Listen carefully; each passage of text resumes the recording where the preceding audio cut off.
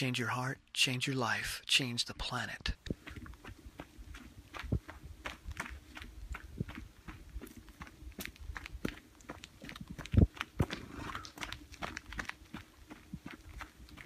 Hey everybody, it's Tim Van Orden, coming to you from the old stage road in Woodford, Vermont. I'm running up the mountain for the second time today, and really excited to do so. I thought I'd share a little more of my process. The first run that I did today, I got out of bed, rolled into my clothes, not feeling so great, rolled into the car and found myself at the trailhead, started my watch, took some walking steps, and then gradually got myself into a running motion and found my way up the mountain. Eventually, maybe 20 minutes into the run, I started to feel really good, but nowhere prior to that was I feeling great or excited to run or even planning to run up the mountain. There was no plan whatsoever. I just put myself in motion, got myself at a particular trailhead with one trail option, which was up, and just took steps and had such a powerful experience that later in the day, now, when I've got more time and more energy because of that run, I thought, let's do it again. This time with a bit more of a plan, because my brain is open to more possibility. And part of that plan was to make a video. Like, okay, I'm in a better state now. So what showed up in run number one? What showed up in conversations and research since run number one? Because of run number one. So I wrote some notes down on a card and then realized that I had shaved and showered, and that is often an obstacle for me making a video. That I have something I want to share, but yet I don't, because I feel that I don't look presentable. And that may sound silly, but for me, that triggers a stress response, and I'll end up not making a video because I haven't shaved in 3 days, which was the case this morning. So I showered and shaved simply to get myself ready to make a video. Just as I get myself dressed so that a run is possible, or get in the car so that a run is possible, I shaved and showered so that that bug in my mouth would be possible. So that a video would then become a possibility. Because if I'm not shaved and showered, the thought of making a video is going to elicit a stress response in me, which is going to make it highly unlikely. So whether or not a video takes place doesn't matter. What matters is that I'm clearing away the obstacles to making a video. Just as getting myself dressed clears away one obstacle to running. Getting myself in the car clears another. Getting myself to a trailhead clears another. Getting out of the door clears another. So you can apply this to anything in life. And my original video that I wanted to make was totally unrelated, but when I noticed that I was shaving and showering to make a video, I thought, ooh, there's a bug in the eye.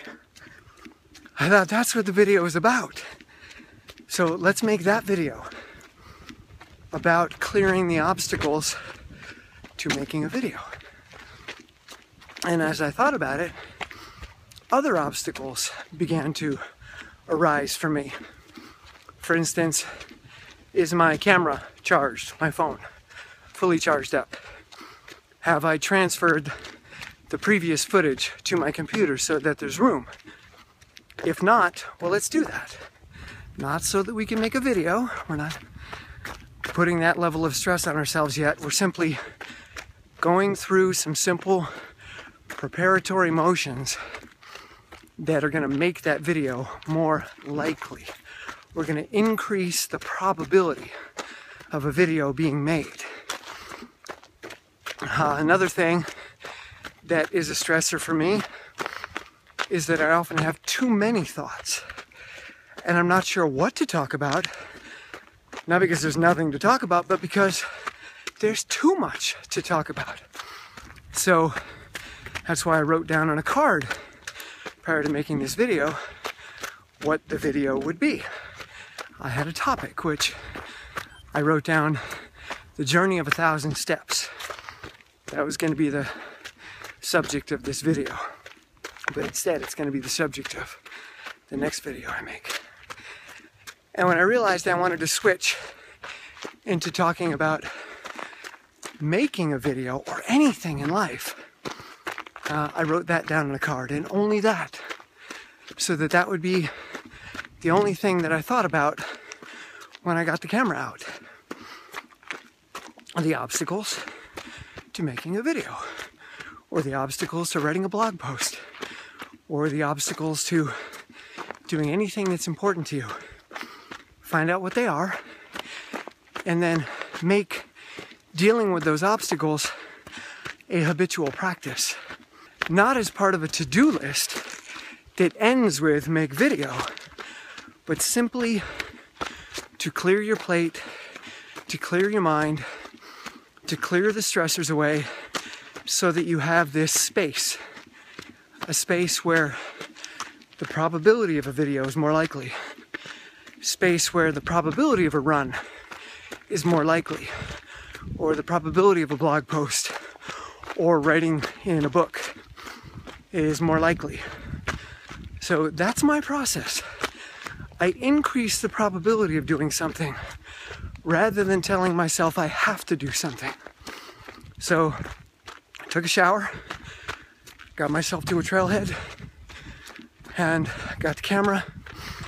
Does that mean I have to make a video? No. Because that have to is a stressor. Instead, I'm here. And I ran the first 1.5 miles up the mountain without making a video. I didn't want to simply get the camera out and force myself. I simply ran until I was inspired to open my mouth. And when that happened, I got the camera out and I started filming. But even as I started filming, I didn't want to put the stress of needing to say the perfect thing on my shoulders. I wanted to simply let myself talk. And that's something I do in all my videos that I edit out. You never get to see the first 10 minutes of my videos, or sometimes the first half hour. I edit that out because that to me is not about communicating with you. That's about clearing away any stressors I may have that make my fear of perfection or needing to be perfect. I make those go away. So let me try that again, because right there, that wasn't perfect, was it? Talking to the camera for a few minutes, 10 minutes or more, decreases my social anxiety, decreases my need to do it right, and also decreases all the little chatter that I may be having. And that allows me to be in a lower energy state, which is a common theme you'll be noticing in my videos from this point forth. And in that lower energy state, I'm calmer, I'm stronger, I have more energy even though I've just done a lot of work. And I have more energy because I'm no longer expending energy to create stability. I've achieved stability. I am now stable in my run, and I am now stable in my video. Yes, I'm still expending energy, but I'm no longer creating a deficit. I found a point of low energy that I can continue to move forward from without going any deeper in debt. This also applies to racing. If you start the race too quickly, with too much effort, with too much energy, with too much nervous energy, adrenaline, you will develop a condition known as cardiac drift, where the adrenaline will stimulate the heart too much, and there'll be too much nervous energy or nerve firing in the heart, and your heart rate will continue to drift upward even as your effort remains the same.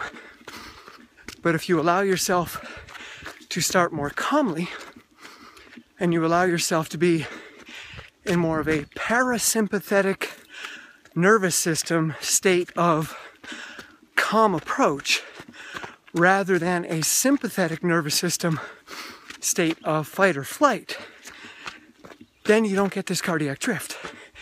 And you'll eventually work through the initial discomfort.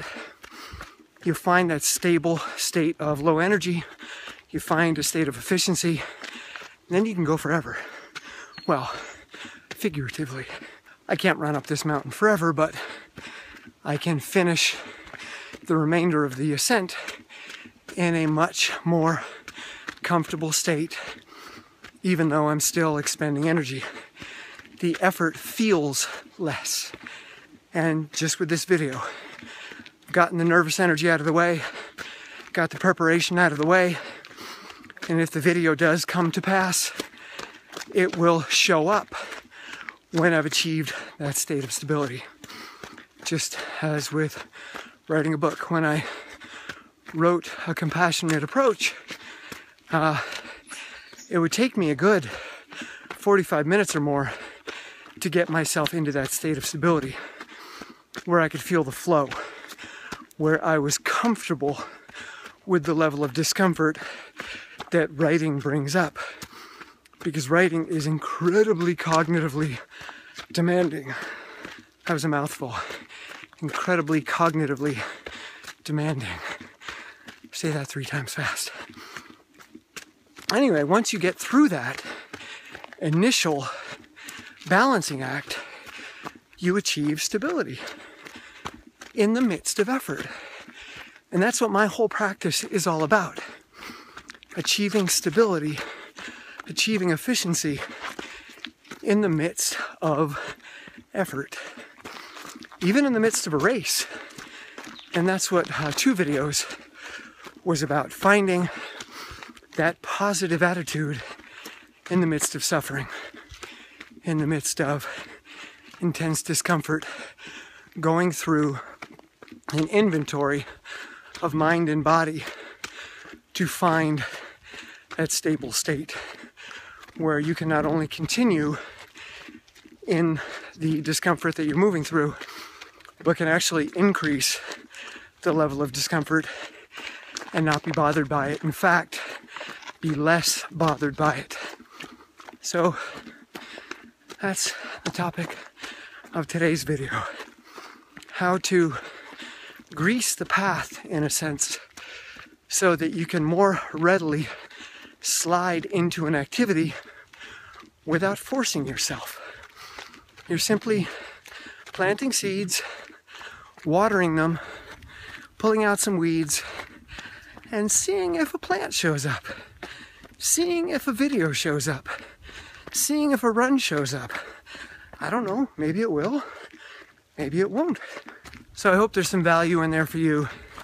And if there is, it would be great if you could come over to Patreon and support this channel and put some value back into this project, and also help create value for other people. Again, the easier this process is for me, the more likely I am to make videos, and the more likely I am to share everything I'm learning. So I love you guys, and I'm going to turn the camera over to the scenery so you can see the view in front of me, and I'll see you soon. Peace.